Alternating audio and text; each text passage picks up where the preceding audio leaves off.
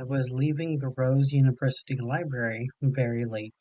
So late I had to run to the train station to catch the last train that could take me home. I normally don't stay so late at the library, but I had a big project coming up and I needed every resource I had. When I made it to the station, I let out a relieved sigh. I still had 5 minutes until the train got there, so I took the chance to sit at the bench and look over the peaceful gardens just beyond the train tracks. Garden City really was beautiful, and Rose University was a big place. So large, in fact, there was a light rail that connected the different parts of the university, both to each other and to Garden City proper. Normally, I would have just walked to the dorms after a long day, giving myself time to think and unwind from the long day. But it was now past midnight, and it would be nearly an hour-long walk in the dark to get back to my dorm room.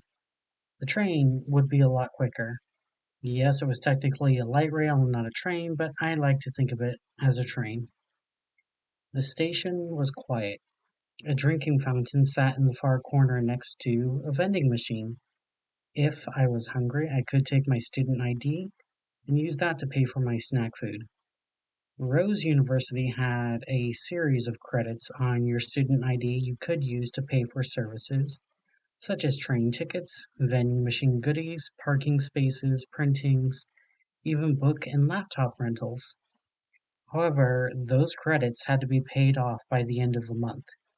I watched classmates, usually freshmen, run credits well into the hundreds of denarii just in their first month. I'm already paying tuition, and I wanted to avoid paying the college anything if I could avoid it. Still, though, a 2 cent train ride once in a while isn't too much for my coin purse to bear. I saw the train turn the corner and approach, and I took the chance to stand. I was still alone at the station, but I knew that didn't mean I was going to be the only one on the train. Being the last train of the night usually meant it was full of drunk people, some of them students, most of them professors. Last call in all of the bars was only 30 minutes before the last train ran, and it showed. When the train pulled up, I could see a tired looking conductor in the front of the train, and over half of the seats were full. I pressed my student ID against the door, and it opened for me. Inside of the car, it stank, even more than a normal train car. The smell of stale urine, fresh alcohol, and fermented puke assaulted my nose as I found a seat. Thankfully, I found an empty place to sit, but I couldn't help but notice the people sharing the car with me. There was a group of young women sitting together laughing at something on their phones. Across the way, staring at them, was one of the older professors on campus. I recognized him as one of our agriculture professors. He was always so quiet and unassuming during the day, but now I didn't like the way he was looking at those young women. He looked hungry. Further down the car, in a scratchy looking beard and wearing dirty worn clothes, was a man sleeping. If I was to guess, he probably slept on the train all the time, only getting off when he was forced to. Probably homeless if he was still sleeping on the final train of the night. The final person in the car, other than myself, was another student, one who was, surprisingly, still sober, even on the late night. He listened to his headphones and he was staring out into the darkness. I didn't know his name, but he had a few classes together, and now, knowing that I had a familiar stranger with me, I relaxed a bit as I turned on my own headphones to listen to my music as we made our way through. The trip should only take about 15 minutes, and as I listened to my music, I became aware of the professor slumping over. His head slammed against the window as a turn came up. After slamming against the window, he fell to the ground, his face pale and his eyes still closed. I pulled out my phone to call Vanguard, just as the group of women turned to him, their laughter reduced to whispers. "Hello, Vanguard. What is your emergency?" the woman on the phone said in a calm voice. "Hi, I'm on a train in Rose University and someone passed out and hit their head against the window. Are they still breathing?" she asked, and I shook my head before I remembered I had to speak for her to hear. I I don't know, but I don't think so.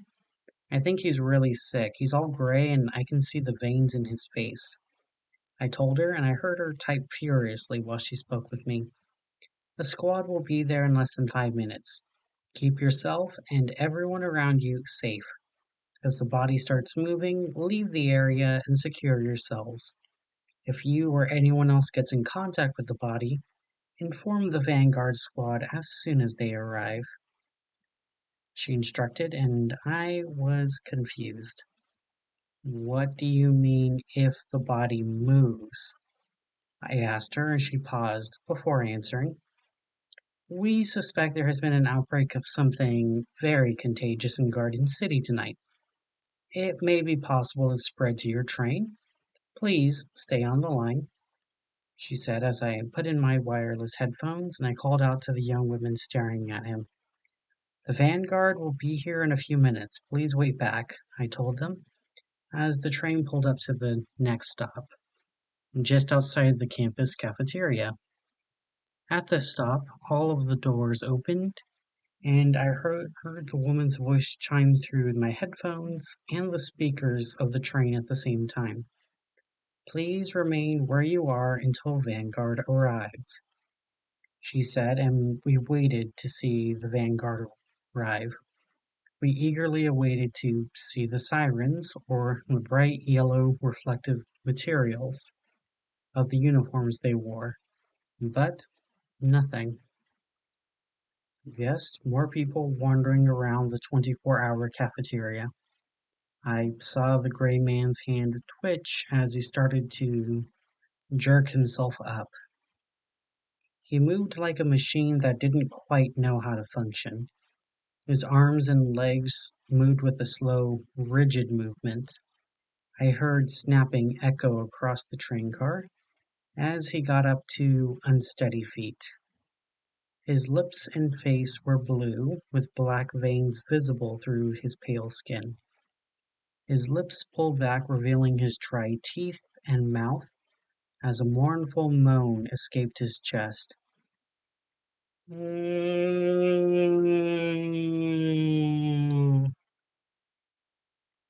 moan that caused my blood to freeze and my muscles to lock up. Something deep inside of myself recognized that the man wasn't human anymore. Whatever he was now, he was a threat that caused every cell in my body to scream. The woman in the car also backed up, but the sleeping man and the man in headphones still didn't react. But even as we were frozen in fear, the woman from the Vanguard screamed in my ears, "Run!" And I repeated it as I ran off the car and I ran towards the cafeteria. As I ran, people stared as I ran by, screaming at them to run also, but it didn't help. It was Friday night, and I was someone who ran off the train screaming. They likely thought I was either mentally ill, dosed, or both. I turned and I saw the women scattering from the train, some of them nursing new bites on their hands. "This isn't good. You will need to find a secure location quickly," the woman said over my headphones. I turned around in a panic, not thinking clearly. There was a cafeteria behind me, but it was full of people. It didn't feel secure. The train definitely wasn't safe, and I still didn't see the Vanguard anywhere. But then I had an idea. Not far from the cafeteria was an isolated fountain. It was surrounded by fences on most sides, and almost no one went there because it was off the main track. I ran through the crowd and off the path as I heard the first screams of the night. After running to the fountain, I sat on the edge as I felt my heart finally start to slow. What was even happening tonight? Nothing was making sense. It took a few minutes for me to realize the woman was still trying to talk to me. Respond, are you still there?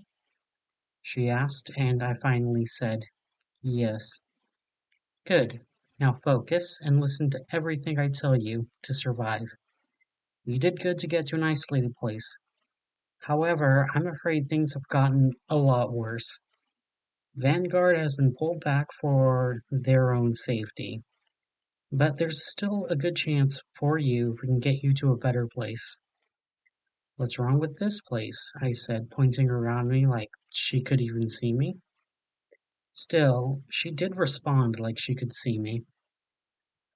The fountain is isolated, but it's still open. They can still grab you. We are setting up an evacuation point in the pit stadiums, but there are no other Vanguard to assist you at this time.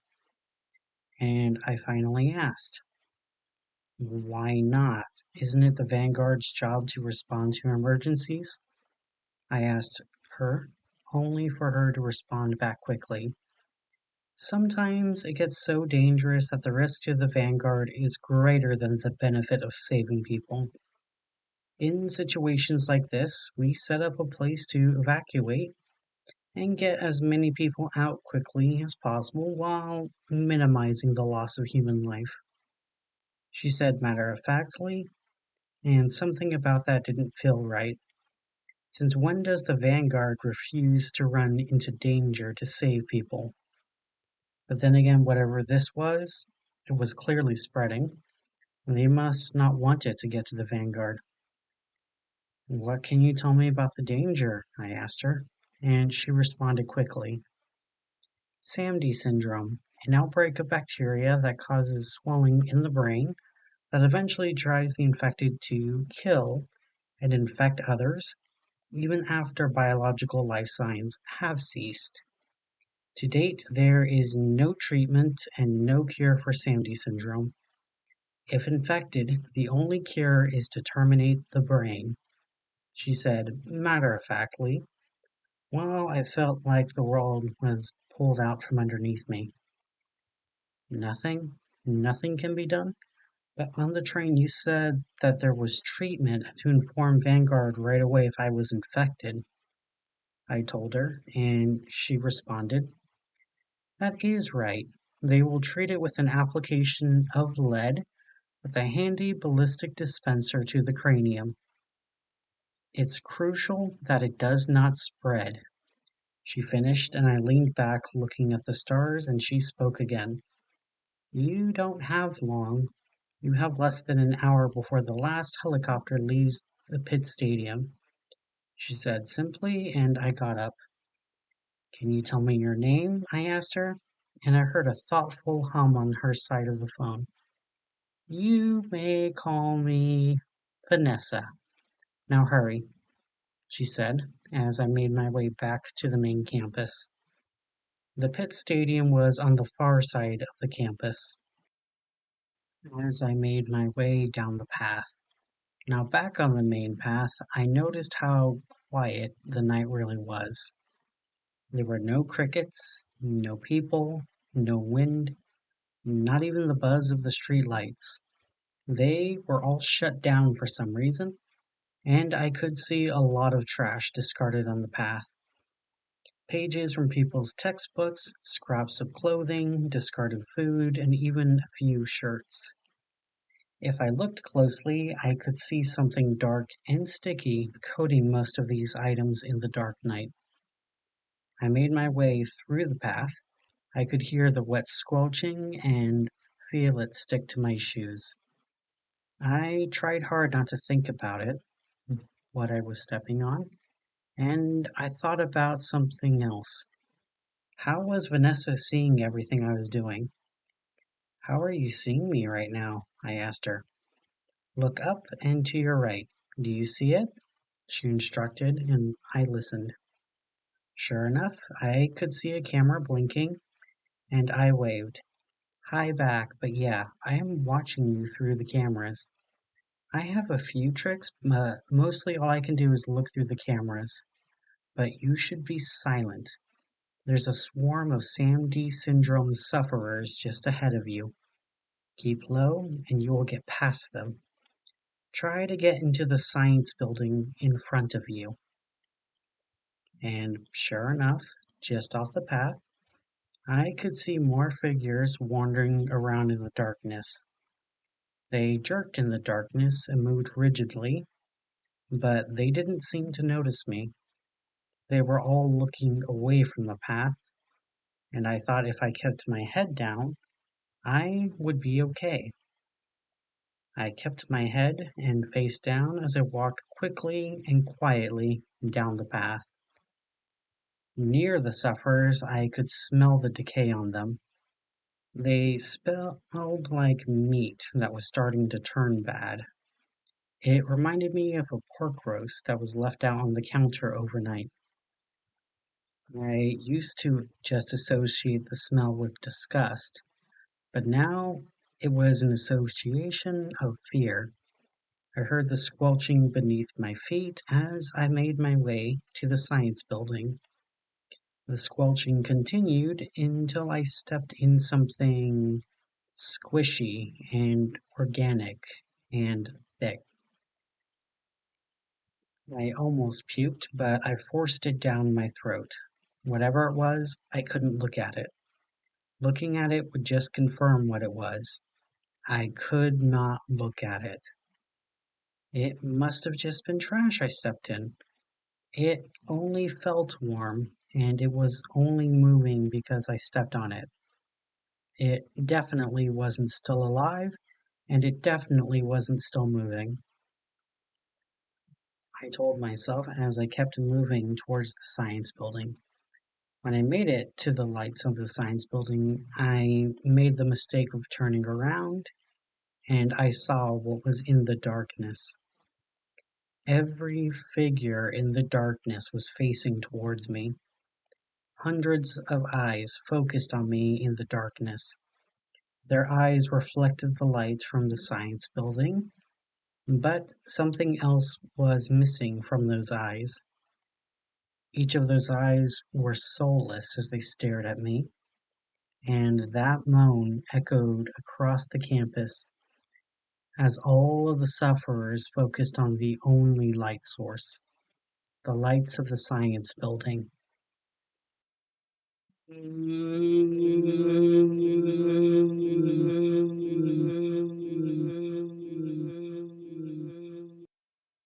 I turned around and I pulled on the door, only to realize it was locked. What? I said, and I heard the sufferers get closer as I tried to figure out somewhere else left to go. I couldn't go back the way I came. The sufferers blocked that way. I watched them get closer, and I had an idea. There was a side door in the building, one that usually didn't close properly. It kept getting promised to be fixed, but it never was. It might be my way back into the building. I ran along the edge of the building as the sufferers stalked closer, and I saw the door just in front of me. I grabbed the handle, and a familiar clunk was heard as the door opened. I quickly pulled myself inside, and I closed the door behind me. I made sure the door sealed behind me as the first of the sufferers slammed against the door. Against the shatterproof glass, I could see the ruined remnants of a face. The nose was chewed off, revealing the bloody inside of the nasal passage, and the face was covered in brown, dried blood that even through the glass I could smell. It smelled like infection and copper.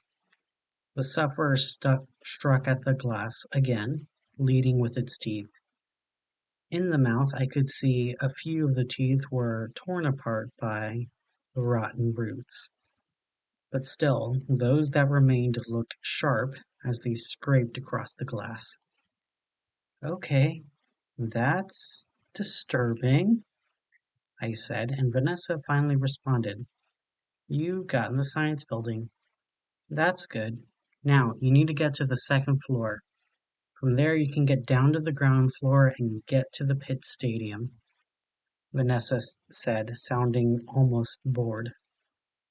Wouldn't it be safer for me to just go out the back door since I'm already on the ground floor? No. Why not? Because the sufferers are already inside on the ground floor, she said simply. Why didn't you warn me beforehand? I've been nothing but polite to you. If you are going to keep being rude to me, I will terminate the call. Now, can you keep this call professional? She said to me like I was a rude child, but I didn't think I was being rude. I thought I was just asking a question. Okay, sorry. You said I had to go to the second floor? Yes, there's a stairway just ahead of you. They haven't made it to the second floor yet. And sure enough, just in front of me was the stairway, heading up. I climbed up the stairs, listening carefully, but I couldn't hear anything at all. Halfway up the stairs, the lights on the stairway finally detected my motion and came on, and after a brief moment of panic, I laughed at the absurdity of it before a thought occurred to me. If the sufferers were inside the ground floor, why haven't I heard them? And why aren't any of the lights coming on the ground floor? All the lights in this building were motion activated, and it took about 30 minutes of no motion for them to be turned off again. So even if they got inside or moved any time in the last 30 minutes, then I would have seen the lights turn on, wouldn't I? But just as I finished that thought, every light came on the floor below me, and I could hear shuffling from the doors, converging beneath me. I quickly ran down the hallway of the second floor. Which way do I need to go? I asked Vanessa, who only said one word. Forward. I quickly ran forward and made it to the end of the hallway. All of the classrooms around me were locked,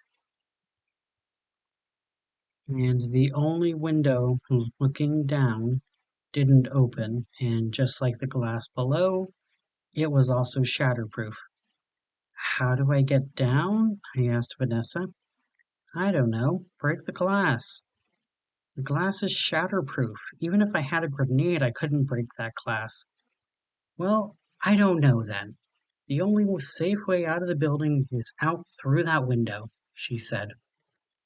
Well, is there any way you can double check that since I don't have other options?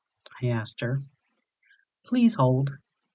And then a click and hold music played out of my headphones. I guess she was just looking for another way for me to go. But still, it felt a bit rude to just be put on hold like that. Still, I had to try something. First, I tried the doors again, and still nothing. But then I found a fire evacuation map on the elevator door. There was a fire escape door on the northern part of the building. I was surprised that Vanessa didn't know about it. Sure enough, I made it to the door, and it opened, and it led to a concrete stairway leading down. A stairway that had no sufferers on it, and it looked untouched. I was really surprised Vanessa didn't think to try this. But as I went down the stairs, I could hear a camera move as it focused on me, and I made my way to the Pit Stadium. Pits is an outdoor game we got from our friends in the Triple Alliance to the south of us. Two teams would compete to get a rubber ball into two hoops on different sides of the court without using their hands or feet. At the end of the 90-minute game, the winner was decided by the team that had the most points. The game was immensely popular, and even collegiate-level pits usually brought in a lot of money to the university. Rumor was the pit's coach was the most well-paid faculty member, and he never graduated from high school. I wasn't sure if that was true or not, but it wouldn't surprise me if it was true. The stadium was well lit up and visible, even at late night. The large screens that normally advertised the teams that were playing that night were instead showing "Evacuation Point" with a caduceus behind it, the symbol of the Vanguard. Every light was on at the stadium, but even with that, I didn't see anyone else, healthy or ill, living or dead.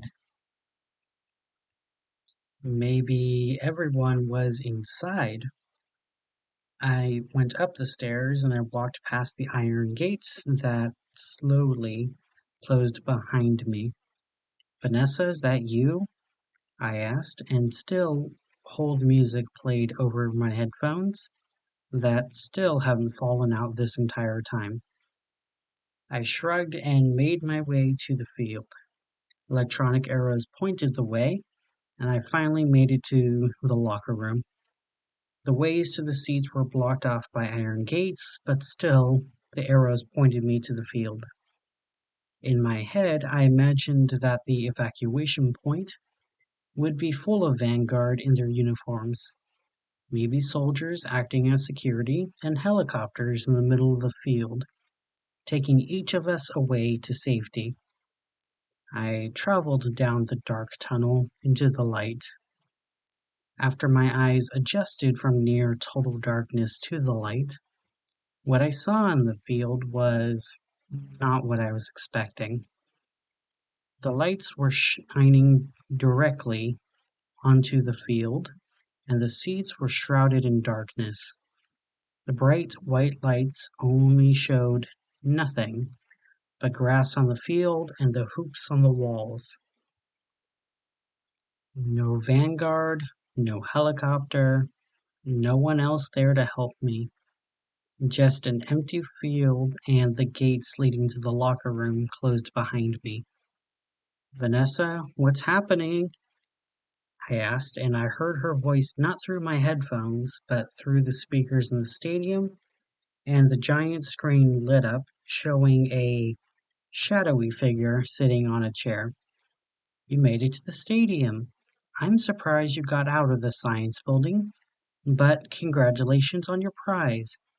You're the last survivor in Rose University," she said, and the lights came on in the stadium seats, and I saw that every chair was filled. All of their faces were sickly and bloody, and now their eyes were on me. Thousands of eyes focused on me as they slouched out of their seats, starting to make their way to the wall, separating the seats from the field. They would make it to me easily. "Vanessa, why?" I asked, and I heard her chuckle. "The name's Phone Freak. And as for the why, because I can. It was so easy to get everyone to leave their dorms and even easier to get them all sick. So now you're the last survivor. Better make it count," she said as the screen went dark and my headphones went silent. Now, all alone in the field, I saw the sufferers get closer and closer. They approached from every angle, and they were only more and more pouring in from the seats, like a flood of infection. I decided, though, if I had no chance at all of getting out, I was going to give them all a fight. I saw where the sufferers looked thinnest, and I ran forward with all of my force.